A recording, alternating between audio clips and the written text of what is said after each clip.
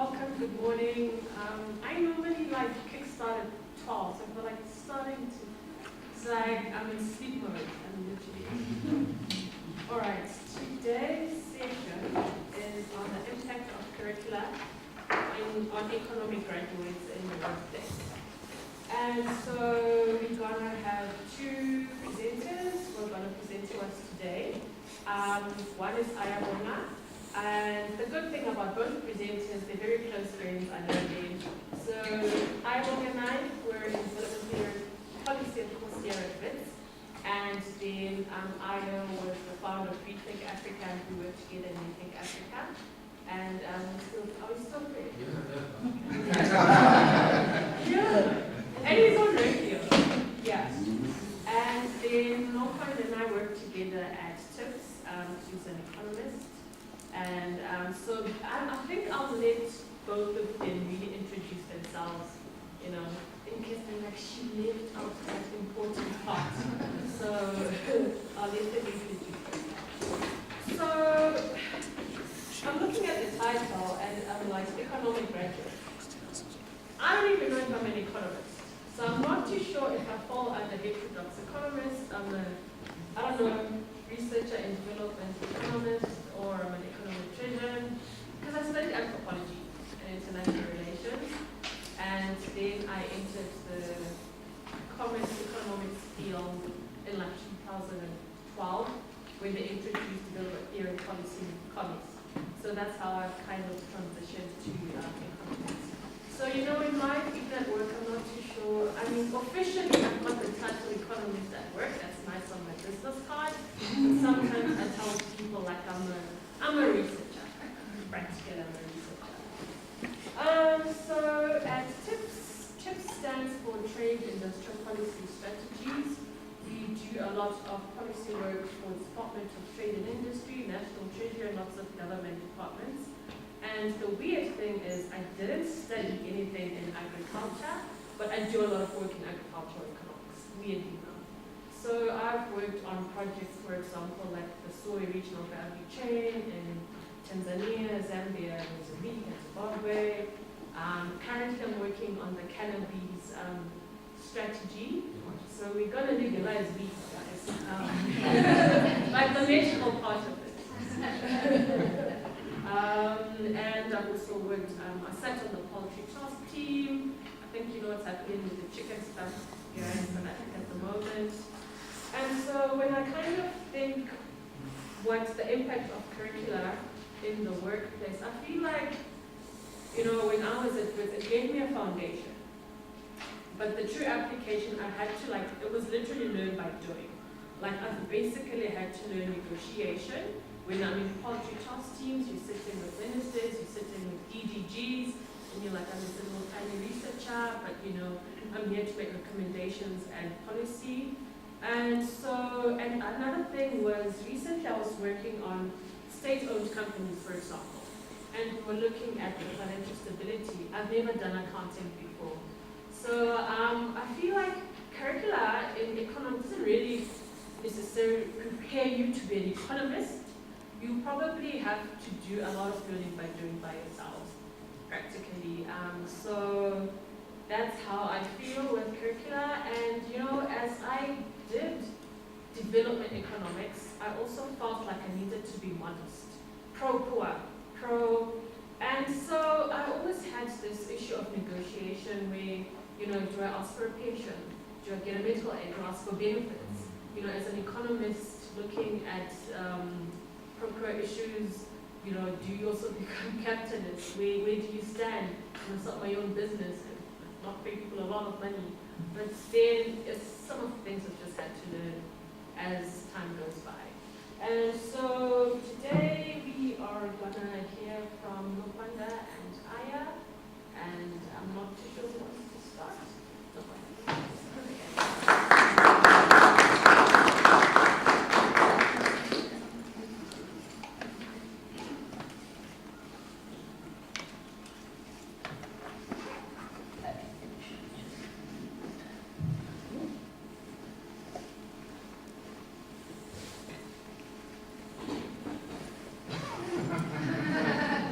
Hi.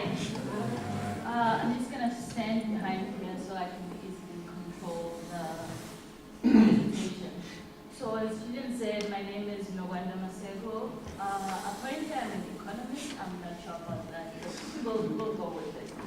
As Hilun was saying, I also work as an economist for TIPS, but unlike her, I actually studied economics and international trade. I actually really just stumbled into economics, so I'm still grappling with whether or not I am an economist. But yes, as you saw on my first slide, my grandmother thinks I work at a bank. So I grew up about 9 villages outside town, outside Nelspruit, and it's a village. Nobody ever told us what economics is. I actually went to schools where we were taught agriculture. I stumbled into economics during my high school years. And even then, a friend of mine was doing economics, and I was like, oh yeah, she's smart, so that's probably hard. So for some reason, I decided to study accounting, which I don't know why I did because I suck at numbers, but anyway. So during my first year, I decided to change to economics because I figured, well, I'm getting good grades for this, so I must be good at it. And I think I'm telling you that story because I want to highlight just how unfair our education system is. It essentially depends on where you come from. Where you come from influences what you are exposed to, not only as a human being, but also as a student and as a possible employee of the future. So with me, for example, I did physics, which I also sucked at, and my father for some reason decided, hey, engineer, and I was like, no, that's not gonna work. But yeah, that's basically, I think, the big part about where we are as a country and where we are as economics graduates. So, one of the things that I am thinking about at this point is that, so if you look at the first year for economics student textbook by Philip Moore, I think, this is one of the definitions provided of what economics is. And my underlying problem with it is that economics right now teaches us to look at human beings as essentially commodities and consumers. We speak about wants, we speak about different things, but we're not really seeking to address some of the bigger things that we're faced with. So, for example, we find that when we speak about economics, we say, well, right now we're trying to satisfy people's wants, but actually, is that what we are supposed to be doing as policymakers? And my thing with that is that actually, a lot of what we do as economists should be centered around meeting people's needs. And that means realizing that I need a job so that I can pay for my petrol. Now, if you look at that 992 rand per person per month, that's the poverty line in 2015 prices. My full tank is about 500 and something rand. So already if I am living at about 900, I'm screwed, and I mention my full tank because at the end of the day, I need to fill up my tank so that I can go to work, so that I can try to support my family. But how do I do it in such a way that I'm not living hand to mouth? And I think that is one of the things that economics does not teach us at the moment. And given where we are as a country, I do think that we need to start doing better in terms of our curriculum. So, if you look at this definition by Joseph Stiglitz, I think it comes a bit closer to perhaps what we should be aiming for. So, we need to start meeting people's needs. We need to start considering people as actual human beings, right? And right now, when we get into university, we have the disadvantage of coming in with very limited knowledge about what economics is. And by the time we graduate, that's if you're lucky enough to graduate, because if you look at the numbers, the dropout rate in this country is quite high. I think As you can see there, it's about 41%. That's from a 2013 study. What that does not tell you is that there's that 41%, but also that comes from the about 18% of people who actually make it into university. So what does that tell us about ourselves as a country and as survivors of some of the worst crimes ever committed, you know? So, when I was doing my master's, I was marking third year student papers. It was B.Ed students that were at that level doing first year economics.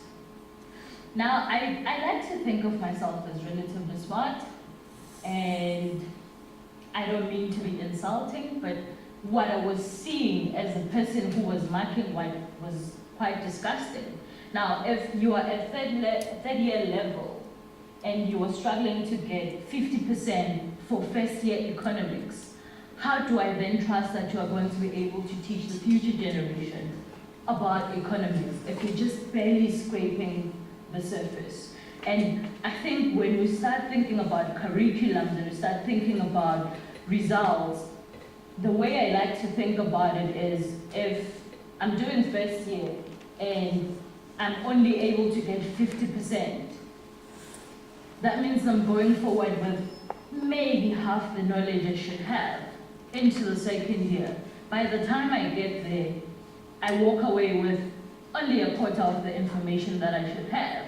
And when you get to the job market, the assumption is that, well, you went to university, you were prepared, you graduated, therefore here's a job, do something. Again, that's assuming that you get a job.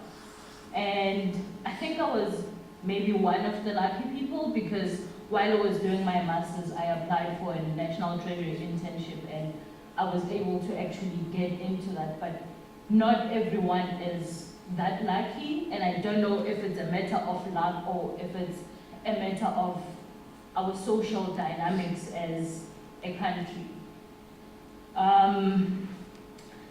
So, moving ahead, some of the observations that I've made over the years, again, it comes back to not all education is equal.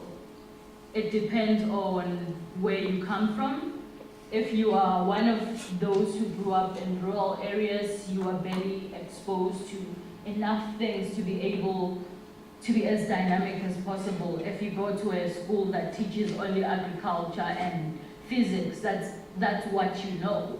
But if you move to the suburbs, the opportunities become broader. I only got exposed to economics when I moved to the suburbs. I did not know what economics is. And as much as we talk about higher education institution curriculum, we need to start talking about the inequality in our basic education. And if we do not address that, then we're creating a country of very big gaps where a very limited number of people are exposed to almost everything, and a big percentage of people are exposed to just one thing. And that is fundamentally unfair.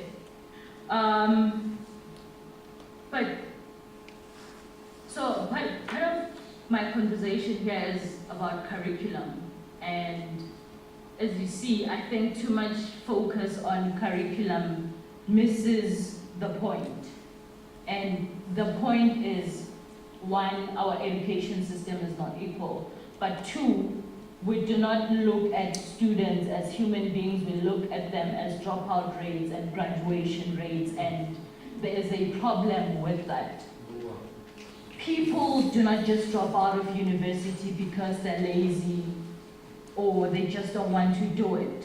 While I was writing a paper a few years ago, I stumbled into research that said about 60% of South Africa's children, black children, live below the poverty line.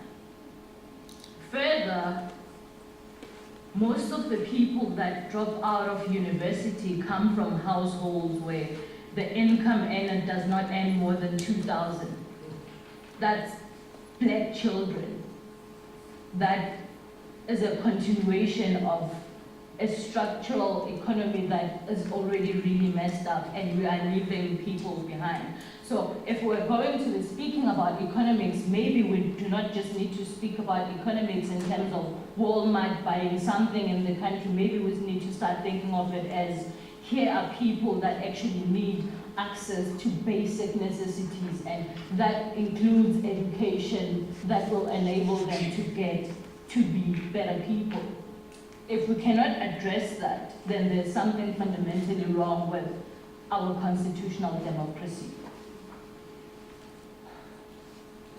So, I think that brings me into decolonizing economics.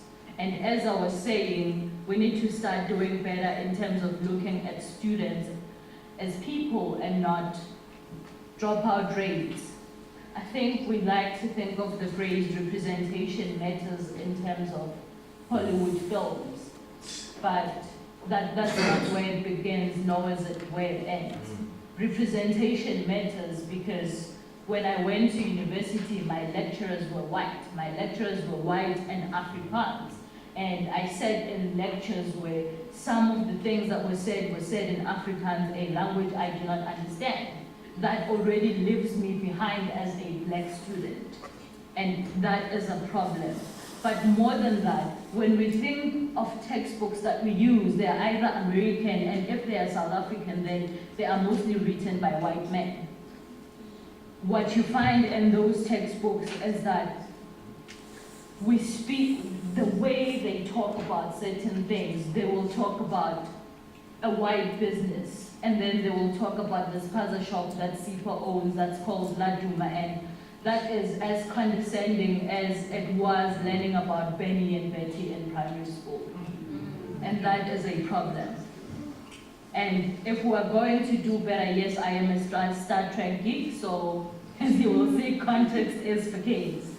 And for me, that means understanding where we come from as a country. We cannot be speaking about economics and creating good graduates if all we want to say is, well, we're in a recession. Why are we in a recession? Do we understand as black people what a recession is? And that's not to say black people are stupid. No, we are not stupid. But what it means is that right now, we have not been given the language, not because we cannot give ourselves the language, but because we do not have the opportunity to give ourselves the language.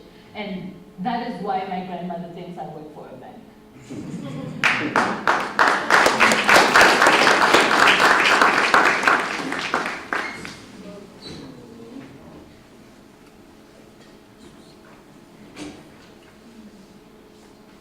Julian, I think I should have gone first. You know, how do I beat that now? It was on radio. Eh? No, but you see, the nice thing with radio is that I can come in my slippers and my shorts. And no one gets to see me, you see. Modwen, Abshi.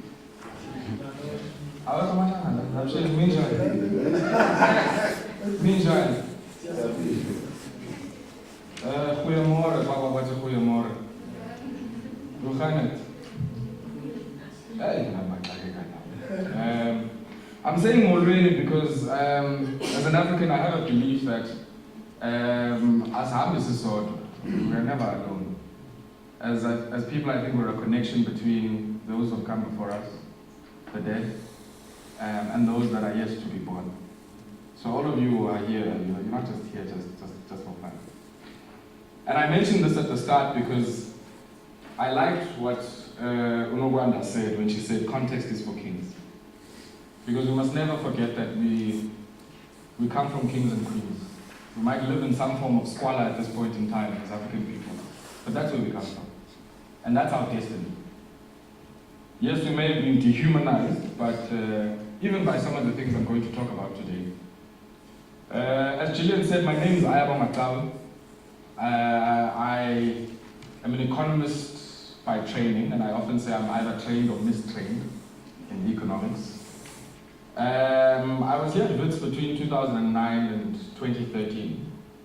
And initially I studied my undergraduate in applied economics, which was a combination of some of the more sort of mathematical courses and all manner of other theoretical, what foundations as they call it, and finance in my undergraduate.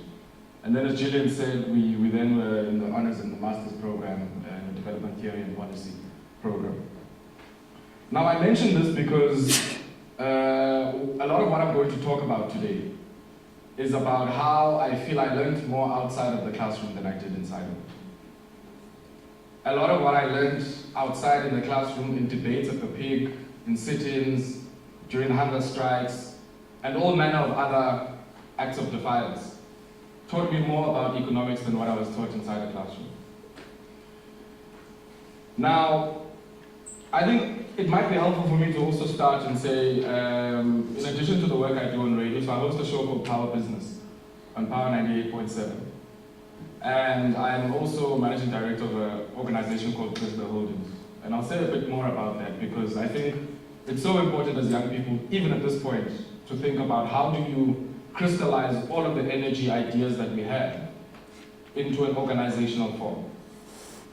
And I'm quite grateful that we've received this invite from the Rethinking Economics for Africa grouping. And I was asking someone last night, why is your acronym REFA? Now, if you know what REFA is,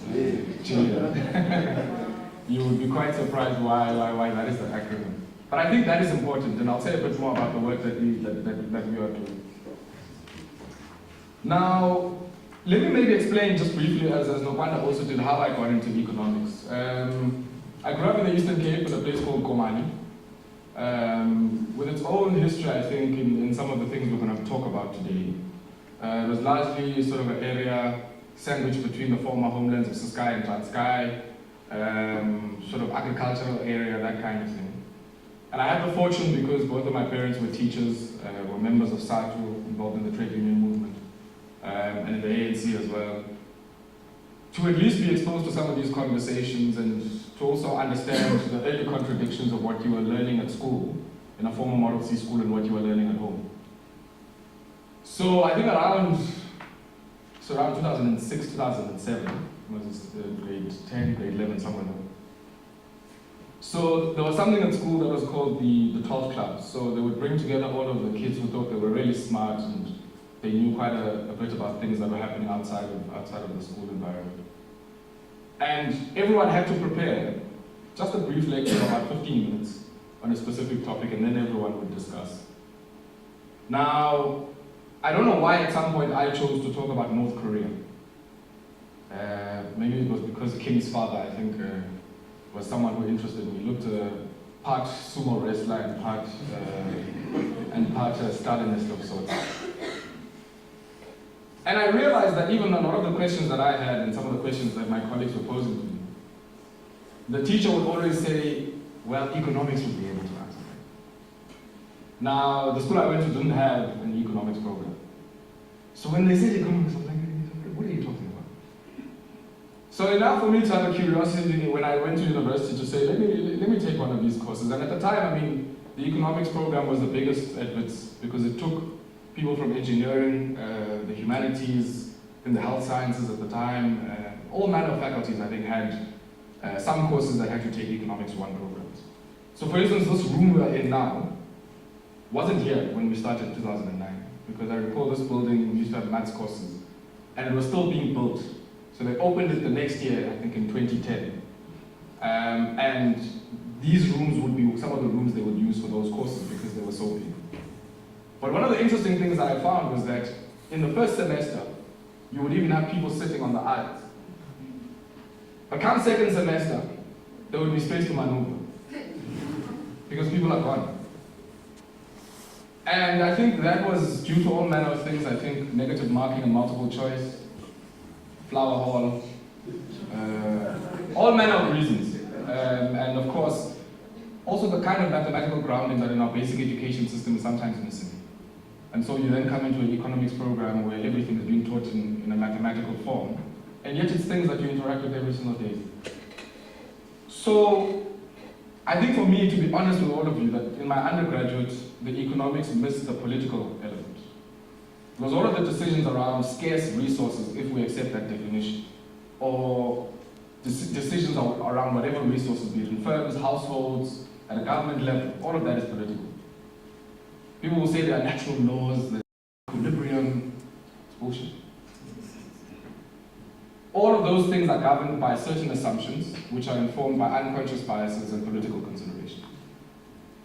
No one runs a model without making any assumptions.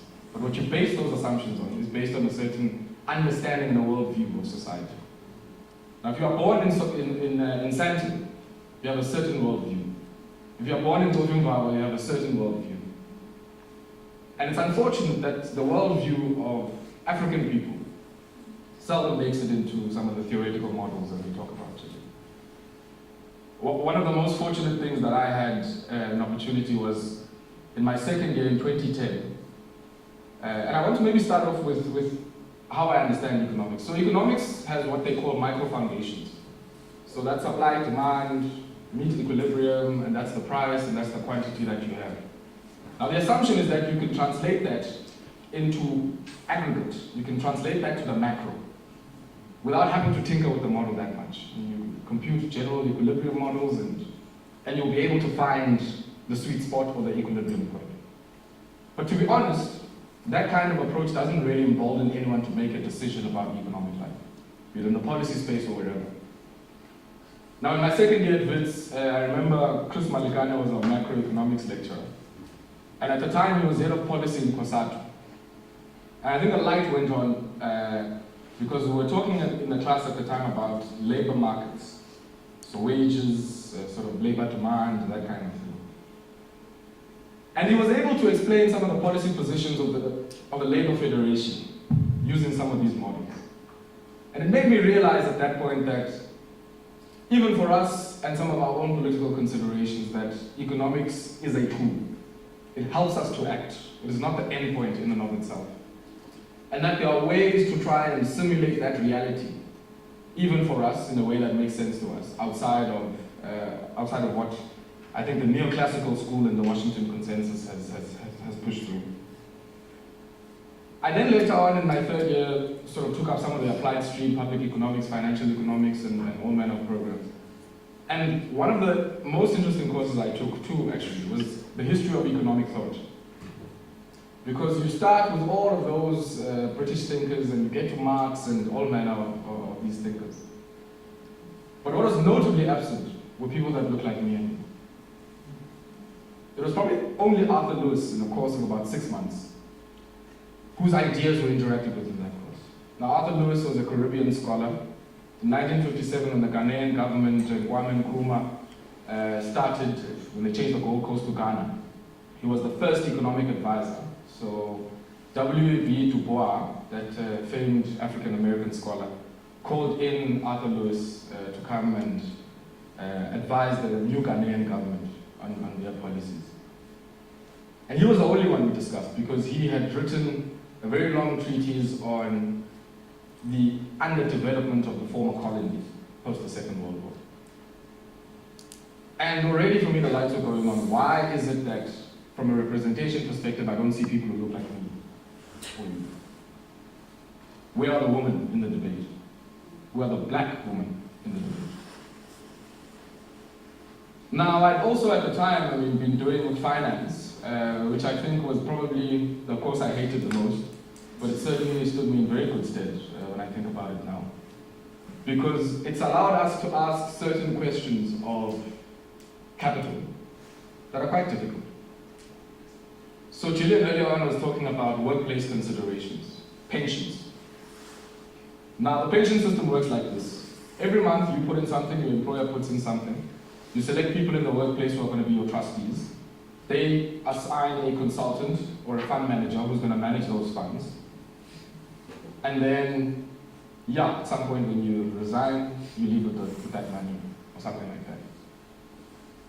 Now the question for me is, those are the people who deploy capital and who make decisions that have a big impact on our macroeconomy.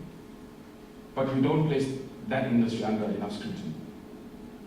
The fact that less than 14% of all assets under management in this country are handled by black asset management firms is a problem. It's a big problem. Because what you are saying, in essence, is that you are willing to work every single day, but for your long-term considerations, you're willing to deploy that capital with people who have never experienced your worldview or never have an understanding of your lived experience. And that's a dangerous thing to do. In a way, it's like deploying your capital with your enemy, or even taking your kids to school to be tutored by your enemy. I raise this because in every single current affairs conversation, people will talk about the PIC, people will talk about the asset management industry. But seldom do we have the conversation about, when we talk about deployment of capital, is it just about putting the money on the JSE and expecting a return that meets the benchmark? No. Why is it that our laws and our regulations say you can only put X amount into the unlisted space, Regulation 29, and that's enough? Yet we know our problems are not necessarily on Mount Street and Sandton. The problems that need investment in this country are not there. And we know that portfolio flows that come into this country leave as quickly as they've come. No one sinks a shaft anymore, no one opens a factory. And you see it. And I'm saying we need to go to the story behind the graph. Because that's how we'll be able to translate all of this knowledge that we learn in these nice institutions in a way that emboldens our people to make decisions in their everyday lives. Let me talk briefly about some of the work that we've tried to do to translate some of the things I learned here, which are very helpful, into practical things. I did say earlier on I work in radio, so every day I get an opportunity to talk about all manner of economics, policy, and business issues. But I think the most important thing I'd like to talk about is the work that I'm doing in our organization called Crisper Holdings. One of the things that were very helpful in my experience at WITS was a public economics course that, at a very simple level, explained how different tiers of government spend their money and how resources are allocated. So how the national government will send an equitable share to municipalities to do all manner of things, build bridges, connect water and electricity infrastructure, depending on what tier of government you're talking about. Now, since we started the organization, we've had an opportunity to do some interesting work in the Eastern Cape. In the district I come from, the Chris Hani District Municipality, and the Alfred Nzo District Municipality. Now, Alfred Nzo is probably one of the poorest, if not the poorest, district nationally. Now, I remember as we just finished with our research process, and we can talk afterwards if you'd like to hear about some of the things that we do, but we were driving in the car, and I remember Spongile was there as well. So we're driving in the car, and there's 4 of us in the car. And in the 4 of us, at least 3 of us have master's level qualifications in economics. One of our colleagues in the car has probably just under 10 years experience in the media space. Legal background. So I'm not talking about people who don't know the issues.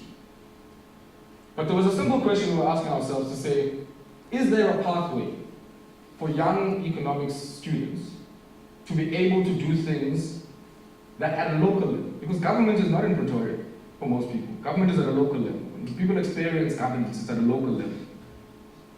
But where is the bridge between all the economics training that's happening and all of the problems that we see at local government level? Where all manner of things are happening. Squandering of repairs and maintenance infrastructure and budgets. Where you've got local economic development challenges. You've got challenges of municipalities who will never be able to ever see an unqualified audit. You've got serious challenges around capacity in some of these municipalities. And yet there's no pathway to say, I would like to understand how these things function in practice. What happens when it comes to free basic services? Who allocates those free basic services and to what end? We don't see young people in IDP processes. We don't see in particular the young economists in those processes. We don't see them in the organizations doing the work of explaining to Ukoko, who thinks you work in the bank, how the municipality gets its money and from where it gets its money. Basic things. We're talking about models now that are going to tell us some computable general equals. No. Day-to-day things that people interact with. As young people who are trained or mistrained in economics, we are not there.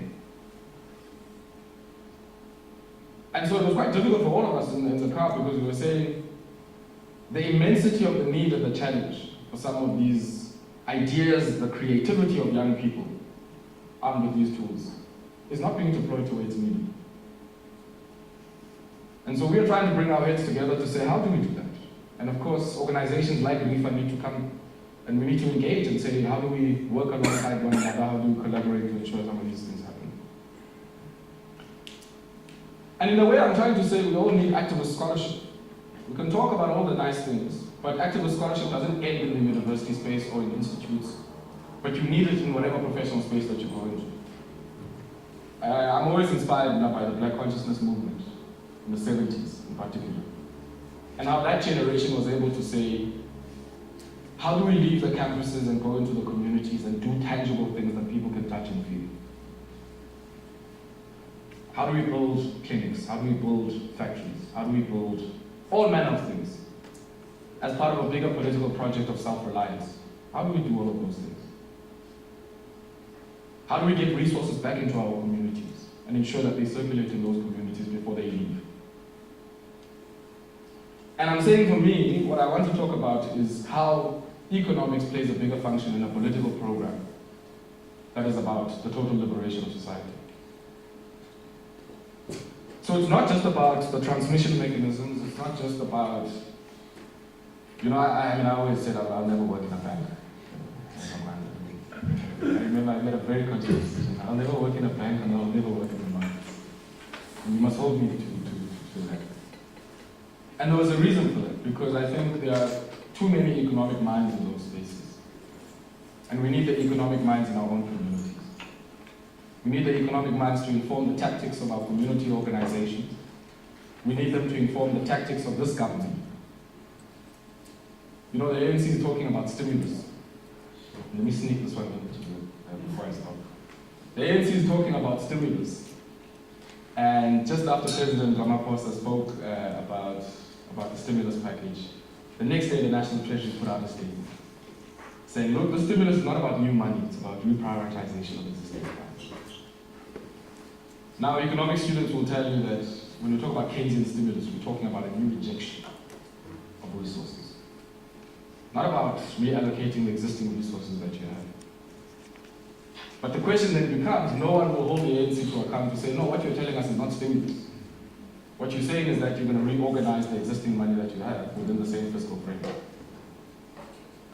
But in the absence of that information, in the absence of that popular education that will be able to allow us to ask the right questions, we risk running in circles.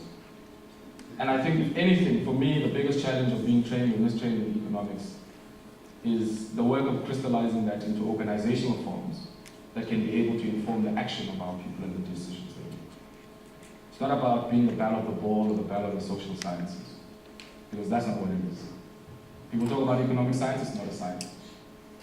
It's a social science with political considerations, and its outcomes influence political outcomes. So let's leave it there. I'm really hoping for a nice interaction, and thank you so much. And may you keep the momentum, and may the force be with you. Thank you very much.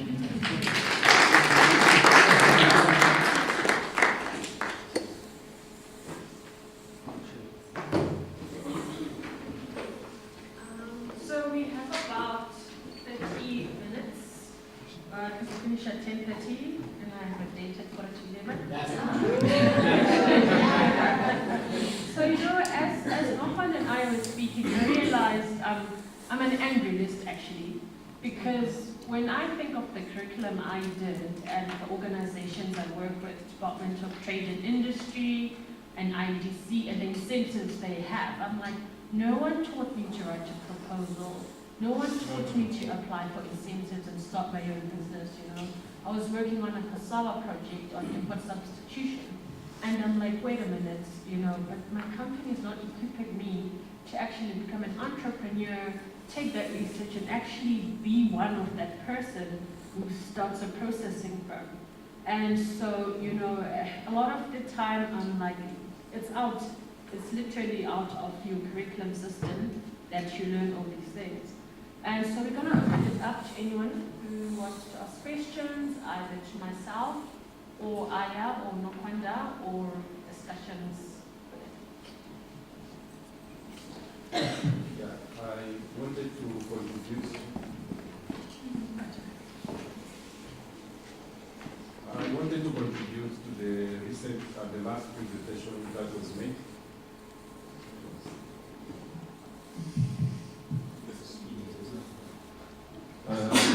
Regarding What's the name of that? my name is Feston. Sorry? Feston. Feston. I'm studying at UJ. I wanted to comment on two issues. The first one is about regarding the economists as a student and the realities that are on the ground. When I did my first degree, it was mandatory before you graduate to have like an attachment with let's say the government. If you are an economist, you work in the planning departments of government, and the supervisor that supervises you at the workplace has to give a report to the school before like you graduate. I thought that was a good way for a student to understand how, like you said about the budgets, how they work and how government literally operates. In my master's program, I also see one aspect that is good as well. The design of the program is that each and every topic that you are taught in a module, you have like a specialist to come and present to you. I'll give an example on the minimum wage when we did that. This Gillian Isaacs was invited to present on the minimum wage. So I think these two aspects, if they are incorporated in the curriculums, that can be another way how an economist student can understand the realities on the ground. So just a matter of contribution. Thank you. Thanks, Mr.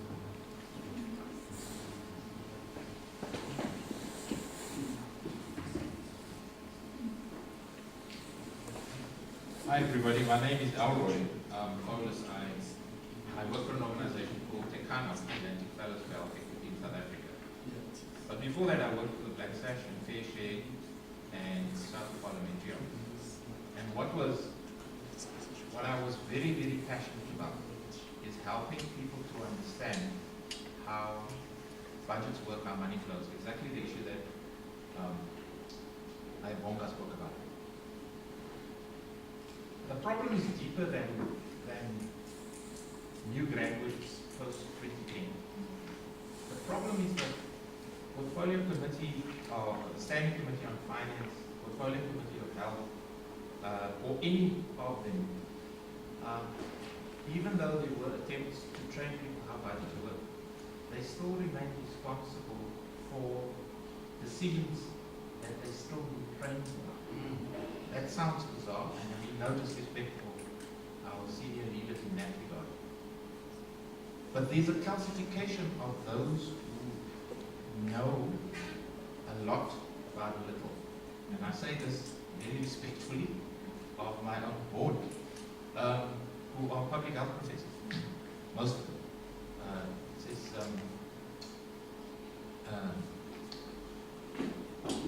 Bukade from Oxfam, South Africa, also serves on our board. If you ask, and I have asked this question, what is the budget of, for example, health, which surely a public health professor should know about? They don't know. So my question to both speakers and to the group in general is, what is it that we have to do to undo the cognitive dissonance I experience? Let me explain what I mean. So in lockup, you have COSATU, you have civil society organizations, certainly not representative. You have Matthew Parks and others now recently allowed into the space where you analyze the budget, right? They take a phone, you go sign a form, and the dilemma I have would be you've got 3 or 4 hours to go through 800 pages, and there's this tension. What is it that I need to know to help the Gogo understand why money is being deducted illegally from our account, and what initiatives can be taken to stop that? And what is the role of Treasury in that regard? And the other part of this is the budget is about the well-being of the people. Remember to explain this in a manner where English is the fifth language of people. So there's this constant, I'm sorry, it sounds like a speech, but there's this constant dissonance. You're not sure which way, what to do. My question to you is, what do you think are priorities to unblock that process right now? Because the cost of not doing that is incalculable. Thank you.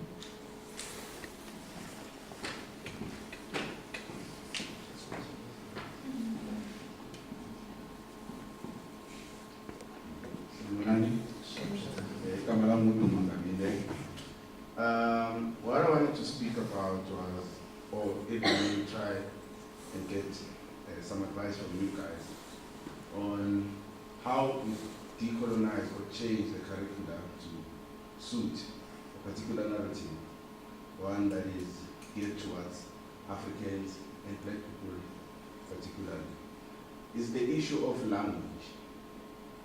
See, because economics comes in English, but it's not necessarily English that makes economics what it is. So economics is a language in and of itself. But how then do you break down economics in such a way that someone who has an African cognition, if it comes in an African cognition, that people understand it from a home level where they speak economics in Xhosa, speak economics in Sesotho. So part of decolonizing, and which is something that I don't really hear from a lot of academics, is how we can try and filter in language and really make that radical decision to decide that language, because I do a course in translation.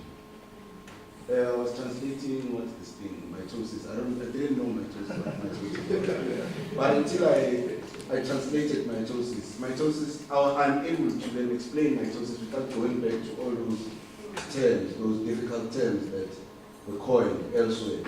So we coin our own terms, we speak economics in our own language, in our own cognition. I think there could be a better way of colonizing this thing. Hello everyone. My name is Muterex. So there I want to firstly talk to Nokwan's presentation. You mentioned that you were tutoring ADS students from education. I'm an education student. So like I want to find out from you that what do you think is the problem from that side? That people at ADA level are learning, they are only learning first year economics at ADA level. And also like, why is it that the students who are doing economics, who are now experts, are not taking those expertise to the education, to education? Because I mean, it's pointless for all like good students who are good in economics, but they decide to go branch out to corporates and not like what's the word, and not provide contribution to the education system, be it at basic level or higher education.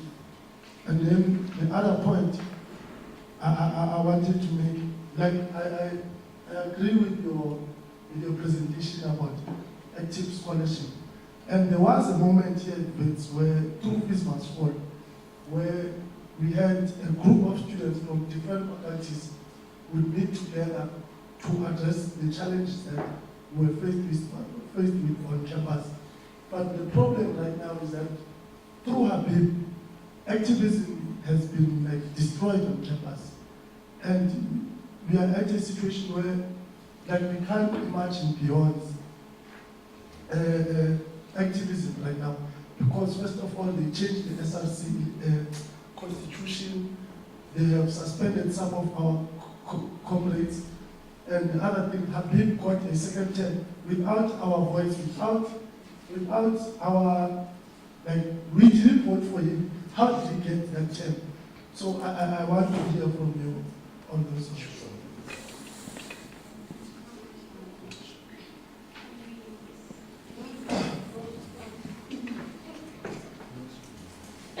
Hi, my name is Kamla. I'm at Wits from from 2013 to 2014, and I'm still currently a master's student.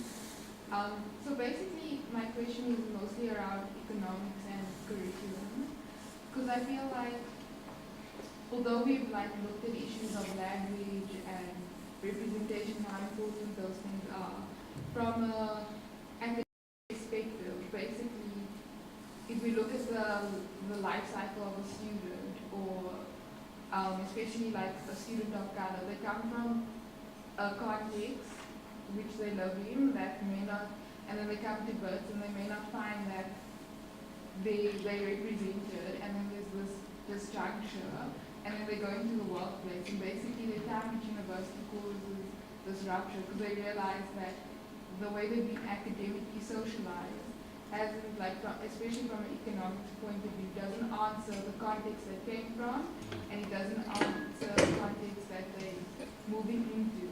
And basically, I just want to ask is how do we fundamentally change the way we teach economics? Because I mean, we are socially, I also did the history of economic thought, and a lot of about that takes economics and sort of neutralizes it so that it's not biased, right? But if we look at the reality we live in, race, gender, economic status inherently affects the way you see problems and the problems you need to answer. And I don't think that at a higher education level, you're allowed to enter the classroom as a poor black female or a poor colored female or LGBTQ person of color, right? So how do we begin to say, actually, this thing that economics, and even though it uses these complex mathematic models, is not neutral, and that there's a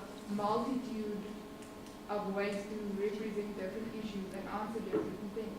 Because I mean, we speak about development and stuff, but then we don't speak about the conflict that exists around development. So if we put a running tap in a community that didn't previously have running water, how then do people organize themselves around that resource? And we find that often black women are sort of excluded from that because of the violence that they experience. Sure. And economics doesn't factor that into their analysis. So I just basically want to know, how do we fundamentally change the way we teach economics at that level? I'm going to let Anna and Susan respond before we take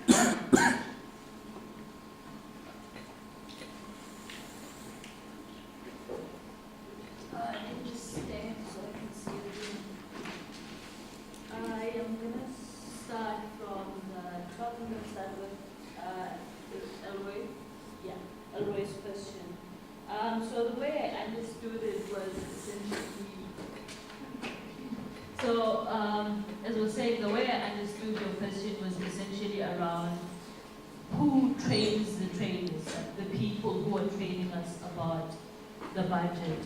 I think as part of my experience working at, yes? Okay. As part of my experience working at the National Treasury, I was involved in putting together budget documents. And how that works is that, so for each period under budget, departments are supposed to say, okay, these are our priorities, and this is how much money we need. And then the people from National Treasury then do the calculations, they do the estimates and say, well, actually, we think if you move this in this direction, maybe it will help. But what I actually saw happening was that departments don't actually do the work. The people that do the work are the people at National Treasury. And part of the problem is that the people that work in the departments are not empowered to do the work that is expected of them. I remember when Jacob Zuma decided to create a new Department of Communications, there was a struggle with what happens with GCIS. Now, GCIS is responsible for a lot of the education that happens in communities around the work that government does. But, of course, there was a scramble for positions, and people wanted to remain DDGs, people wanted to remain as DGs. The whole fight essentially led to almost everyone in GCI is not doing their work except for one person in the finance department. And I remember it so well because it was around crunch time, budget time, things were hectic. And this one black woman who was working alone was essentially calling the office at National Treasury for hours on end. Like she'd call in the morning, speak to the budget analyst in the treasury, and she would be told, no, move this in this direction. That is a problem. Why are we not teaching the people who are supposed to be doing the policy work how to do the policy work? And I think that is where we need to begin with answering the question of who teaches the people who are supposed to be teaching the public about what economics is. And I know right now there's the National School of Government, but honestly, I'm not really sure of the work that they're doing. The last time I took a course there, it was around diversity management. I dropped out. So, yes, I did not help in the dropout rate. But, so basically what I'm trying to get to is that there's a fundamental problem in government departments. There's no training. I just started my job at TIPS 4 months ago. And before that, I was at a government department for 2 years. I spent 2 years asking for training and never got it. And that's just part of the problem. Now, going back to budget documents. So people put together budget documents. You have people in the communications department say, okay, we need to explain this in a language that people understand, and they try to write it out in Zulu, they try to write it out in different languages. And what happens, if you go to the National Treasury website and actually look for the estimates of national expenditure and the budget review, those are public documents. They are on sale. And that is a big problem. Why are we selling public information? And that's part of the problem. So the person at health, maybe they don't know how much their department gets, but also how do I, as Rwanda, as a private citizen, hold them accountable if I don't know that I should be holding accountable, you know? And so that's I think that's my response to you, Elroy. And moving on to Duma in terms of how do we decolonize the curriculum? So what I was saying there is that we need to start thinking of people when we do the work of economics. Right now, I think the big problem is that we think of it as, yay, Keynesian, whatever, and we don't have the language for it. But as Black people particularly, we have the language for economics that we use. Every day when your mother says, go to the shop and buy this, you know that there is economics in there. Every day when your mother says, yeah, use your own money, I'll pay you back later, you know she's lying, but it's economics. So basically, what I'm trying to say is that maybe the biggest problem with economics right now is that we don't see our everyday interactions as economics-based, and they are. They might not be in the language that economists use, but they are economics. And I think in terms of the curriculum, that's where language people need to come into play. There's somebody that wrote their PhD in Isikosa. We need more of those people. We need support in higher education institutions. It can't be just that one person in the whole country has written a PhD dissertation in Isikosa. Why are there not more? We need those people to help us fix the language issue in our economics curriculum. We need them in all other curriculums, actually. And then in terms of the third-year students, so I was not actually teaching the BA ones, I was just marking their papers. During the time I was tutoring development economics for honor students. But in terms of the BA people, I'm not entirely sure why the university decided it was a good idea to teach third-year students a first-year subject. I I think the problem with that is that we also don't have mechanisms of accountability. Each university essentially creates their own curriculum, and if I go to NWU and I learn that economics is this thing, somebody else goes to BIT and they learn that economics is this thing, there is no way that even our higher education department can hold any of the institutions accountable for what they are teaching us, because everything is so different. And I think part of fixing that would be to start aligning the curriculum across universities. Not to say that everyone needs to be taught the same thing, but align it enough for us to be able to at least understand how differently we are in terms of our understanding of economics and in terms of our understanding of other things. In terms of the whole economics graduates not going into teaching positions, you know what Beyonce was saying, best revenge is your paper, and essentially everyone is trying to make money because we're tired of poverty, basically. And right now, the way things stand, teachers don't get paid enough for Unawanda who's got 2 siblings and an unemployed mother to decide, well, I need to go be a teacher. No ways. And that's the problem, basically. And then in terms of the last question that we got, I think, I'm not sure if you were here at the beginning of my presentation, but I spoke briefly about how where you come from in terms of geographical location and in terms of class status influences the things that you are exposed to. And I do think that's one of the things that we need to fix. I'm going to let Ayabonga answer also. I don't want to use up all my English. Just responding to you. You know, like how UP have lectures in Afrikaans and you can actually choose. And I'm like, how come we don't do that with Xhosa, Zulu? Like literally has been say you can attend lectures in Zulu, just as UP allows, you know, you can attend lectures in Afrikaans. And I think that's something we also need to fight for, you know, and to make which language gives priority at universities. Let me see if I can't talk. Can you hear me at the back? Fine. Chomsky wants voice. First, I think you're making a brilliant point, man. Because the big issue that we have is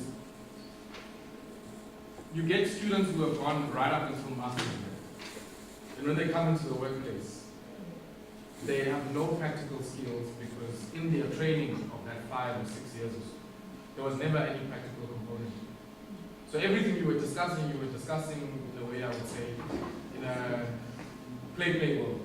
I mean, I hate to use that term, but in a simulative sense, right? And one of the things that I was really grateful for, especially in the DTP program, was the ability early on, even at an honors level, to say to us, the kind of training you are getting is not just economics for economics' sake.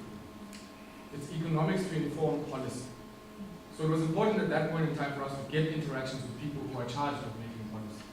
I mean, I think one of the things we really got quite strong with Gillian in the DTP program was, by the time we left, we knew exactly what the debates were in industrial policy and where we ought to locate ourselves, depending on whatever interest one had. So some people went into value chains, just like we did.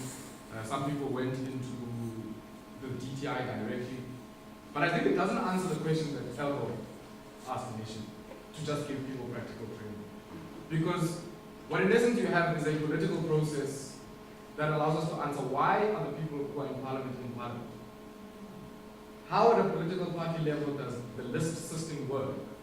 And what kind of training is there at a political organizational level? One of the biggest issues I've had in the lockups that you're talking about, be it as a journalist or even someone who works on some of these advisory panels, is aside from the thick documents, some of which you don't really need to read, you've got an issue of the time, so you're locked in there for 3 hours, and in that 3 hours you need to get everything so that you can go outside and file across for a report. Now, I'm quite fortunate because I have the training in that. But if somebody's going to sit there and explain violence in a budget for about 30 minutes of the 3 hours that you need to read the thing, I can assure you that whoever you're going to try to communicate that message to, who's your listener or who's your audience, is not going to have a clue about what you're talking about. And my problem is that what we suffer from is something called the tyranny of experts. We think certain decisions in our public life need to be given to experts. And we can't question that. We were dribbled, for instance, on the VAT issue. I know I'm going to be quite controversial, but we were dribbled on the VAT issue because, in essence, our policymakers were dribbled. So the argument is that, yeah, well, we have a revenue shortfall, and therefore it was inevitable.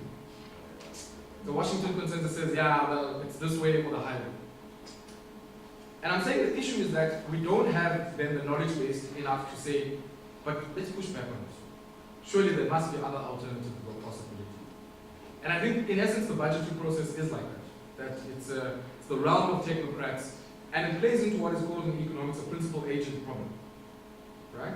So the line function departments are the agents, and the principal who exercises the oversight is the legislature. But if there's an asymmetry or an imbalance in terms of information or evidence base between the two, then you're likely to come into some problems. So how do I hold to account somebody who works as a technical analyst in the National Treasury if I don't have that background as a parliamentarian? I mean, it's... And for me, the question is, that kind of training cannot be training that said, no, this is just for parliamentarians, it's just for ward councillors, because it plays itself out even in ward councils. It must be a training that is accessible and available throughout our society. Just like we do voter education with the vigor that is going to start happening now for 2019. Yes. Why don't we do that kind of continuous training in our communities? And that is a task, in my view, of political organizations and community organizations. Even political education in ANC now. You ask that question. Where's the political education within the PAC? Or many of the other organizations? That I'll mention the ones that I have an international community. But at a community level, there isn't that kind of education, because at the end of the day, the kind of activist who emerges from that community structure is the activist who's going to go to parliament. And if that grounding is not there, then we've missed the boat, because we're going to just end up giving it to the experts. I mean, I want to touch on this language issue, because it's something that's quite insensitive. So a few years ago, when I was still working at Oxfam, whenever the budget would come around, we'd get calls from some of these radio stations. And the most interesting ones for me was Uko's and Trouble in Name. Because you now had to explain, one, what the budget was saying, but also two, your own position on that budget. Yes, too long as close. Now I can ask any of you people here in the room, what is a budget in your language? I mean, I had to learn that to people into shuffle of your mind. Of course I am. Shuffle of your mind. Now, what does that say? Because our languages are quite idiomatic, right? So shuffle up means to cut up. And in essence, that's what a budget is. So we already have the cognitive tools to do these things. We already have the idiom and the language to create these things. But I think we need a concerted, multi-generational effort to do it. I always make the example of the Afrikaners. You know, the Afrikaners, even before they went into power in 48, had said post-1910, we are going to create of Afrikaans, which in essence was a black language, slaves language, Afrikaans. They said we are going to create it into a language of instruction, commerce, and all manner of other things. So that when you sit in that boardroom, Uteti Afrikaans, yeah, we have not done that with Chivenda. We have not done that with any of our other languages, so we haven't done it. And I think it's a task not just for people in universities, I think it's also a task of people in the theater space, the poets, the filmmakers, because there's space for art in what we're doing. You're never going to fight this thing just thinking you're going to use technical tools to do it, because that's not going to work. This is about, in many ways, I hate to use a Chinese term, but it's about, in a way, a cultural revolution as well. And I don't mean it in the Mao sense. I mean, one of the things we've tried to do just on the issue of language is to also say language is not strictly in tribal domains. Right? We also have our own language, right? So there are ways for me to speak about economics in Natal, but what we try and do is, and we do this on the radio show, we have a conversation called the Deal Makers Future. And we look at mergers, big deals that are happening in the economy that have a bigger impact. And what I appreciate the most with the contributor we have for that is she's able to say, well, this company is clearly going through the most. But she knows that a certain segment, our generation, understands exactly what she means by it. She doesn't have to use all this highfalutin language that in essence tries to distance and confuse them. But she says, can we use the everyday language that we use to convey the knowledge that we have? And I think that's the task of us as students. That for you, Rifa, the question then becomes, during the breaks in campus, what happens? What links do you create with the Santacos of the world, the taxi association? Big part of our economy. What links do we create with the liquor traders, every corner of our communities? Namatavi. Are we engaging in those spaces? Are we engaging with the church? Because it's not just about campus. And I think, if anything, we take anything from what I'm trying to say is that, my brother, you know when we talk about our people, I know you feel quite strong here. Look, I mean, you said something which really sort of disheartened me, and you said there's a crisis of imagination in terms of what could look different. And one of the things I learned, I mean, you know, even before the Fees Must Fall moment, I remember the Fees Must Fall moment because I was on campus that day, you know. But even before that moment, there were successive struggles. I remember the Brits Workers' Solidarity Committee, I remember the Royal Nandi strike, and the kind of support that we got from the trade union movement at the time. But what all of those experiences taught me was that you never stop. Because the moment you stop, you leave space for some form of conservative backlash to organize. The student movement had the country here. For 2 years, here. But we were unable, as I said earlier on, to crystallize that into continued momentum, where it's housed in a certain place. I mean, I remember the debates even the student movement was having at UCT. Some of the richest contributions that have come from Azania House on things now we take for granted. I was driving out last night and Bonani Kwekman, he used to work for Fidelity here on campus. He's wearing a Wits University uniform. Now, if I join Wits next year, I'll assume that things have always been like that. Yet I don't realize that there are tears, there are detentions, there are all manner of things that have happened for us to get to that college. And for me, it's a continuing thing. I mean, just like the lady Angela Davis says, it's about unending activism. There'll always be continuing activism. And the question now is, how do you then, as a student movement, defend whatever gains that you have? Bank those gains and defend them. Because you win something today, but tomorrow you're going to have to defend it. And I think that's one thing that the student movement needs to really think about. The other issue is that student movement is a transient movement. You're in here for 3 years, 4 years, you're out. Now, there's no coordinated system to ensure that whatever long-term struggles we're pushing for, there's a continued focus and we're able to tailor. And one way to do that is through organizations like campus societies. The other way is to build, I always say, organic intellectual capacity within the campus-based labor movement. So if you think about, for instance, some of the workers who used to work for outsourced companies, and many of whom now are either in Nehau or in Munsa, there needs to be a continued allegiance of sorts between those organizations, so that those programs don't die out, and that you have the kind of worker-student solidarity that we were certainly taught here on campus. Sorry, my lady, I didn't get your name. Kamala. Kamala, I think you're asking something so crucial. And it's so sad that this debate now is foreign of the railway tracks here. When you ask, how do we teach differently? When I was here, it says this, just go ahead and check that. Now, I must say, how we teach is probably one of the most boring things ever. Because we assume that people learn when they're at the desk. But for me, the bigger question is, how do we create the context that allows us to teach in creative ways?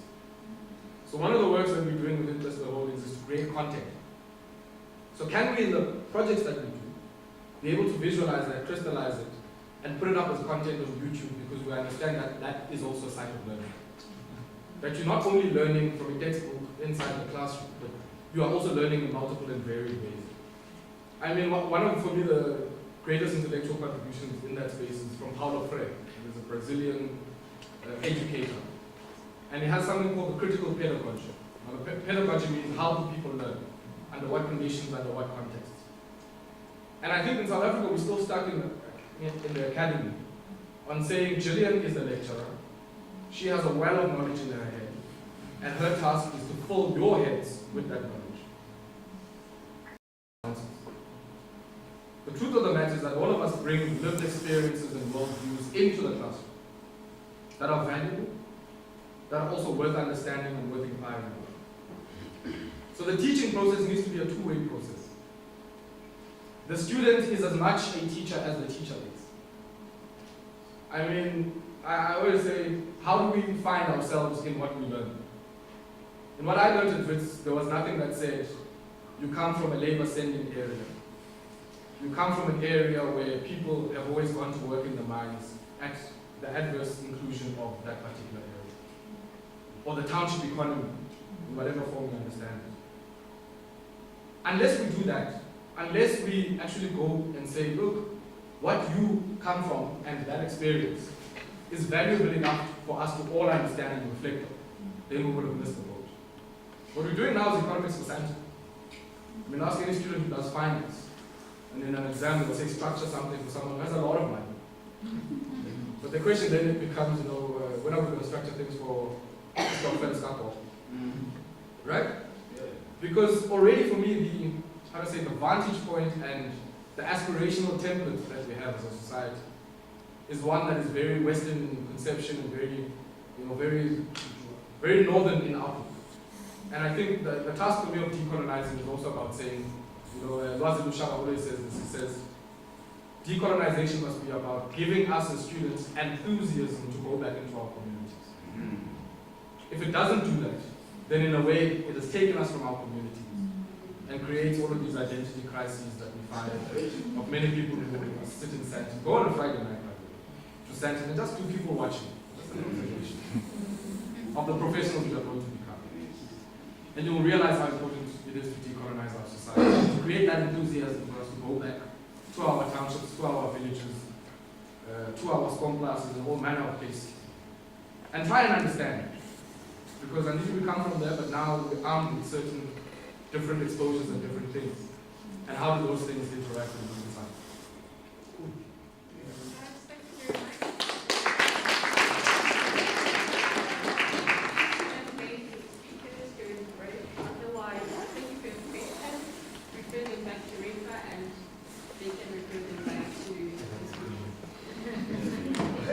Thank you.